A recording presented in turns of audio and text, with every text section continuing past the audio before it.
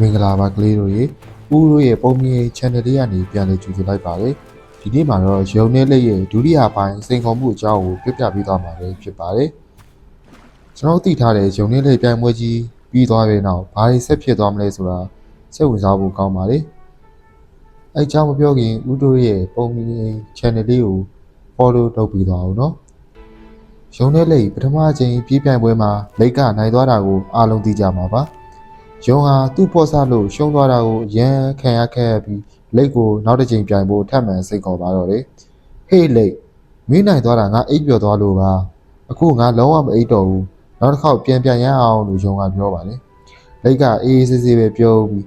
ကောင်းပြီလေ။ဒါပေမဲ့ဒီခါတော့ပန်းနိုင်ကိုသွားမယ်လမ်းကြောင်းကိုငါရေးပြရစီလို့ကမ်းလှမ်းလိုက်တယ်။ရုံကလည်းသူ့ရဲ့အလီအမြန်နှုံးကိုယုံကြည်တာအကြောင်းသဘောတူလိုက်ပါတယ်။နောက်တစ်နေ့ပြိုင်ပွဲစားတဲ့အခါရုံဟာညတစ်စင်းလိုရှေးကြီးနဲ့ပြေးပါတော့လေလက်ကတော့ပုံမှန်တိုင်းပဲတရွေ့လိုက်လာတာပေါ့ရုံဟာပန်းနိုင်တာရောက်ခံသည့်အထိလုံးဝမနာပဲပြေးခဲ့ပါလေဒါပေမဲ့ပန်းနိုင်ရောက်ဖို့ဂိုင်းနေငယ်လိုမှတော့ရုံဟာရုတ်တရက်ရက်သွားပါလေအကြောင်းကတော့လက်ရွေးထားတဲ့လမ်းကြောင်းရဲ့ပန်းနိုင်ရှိမှာအလွန်ကျဲပြီးနှက်တဲ့မြေကြီးတစ်စင်းခံနေလို့ပါပဲရုံဟာရေမကူးတတ်တဲ့အတွက်မြေကမ်းသားမှာထိုင်ပြီးဘာလို့ရမလဲမသိဖြစ်နေတာပေါ့အဲ့ဒီအချိန်မှာလက်ကလေးဟာတရွေ့ရွေ့နဲ့ရောက်လာပါတယ်လက်ကတော့မြေထဲကိုအေးစစ်စစ်ဆင်းပြီးပူသွားလိုက်ရာပန်းနိုင်ကိုအရင်ဆုံးရောက်သွားပါတော့တယ်ဒီလိုနဲ့ရုံဟာနောက်တစ်ချိန်ထပ်ရှုံးနေသွားပြီဒီခါမှတော့ရုံဟာသင်ခန်းစာရသွားပါပြီသူဟာလိန်နာကိုသွားပြီးခုလိုပြောလိုက်ပါတယ်တကယ်ချင်းငါနားလေသွားပါပြီငါဟာရေပြင်မှာမြန်ပေးမယ်ရေထဲမှာဘာမှမလုပ်နိုင်ဘူးမင်းကတော့ရေထဲမှာကျွမ်းကျင်နေ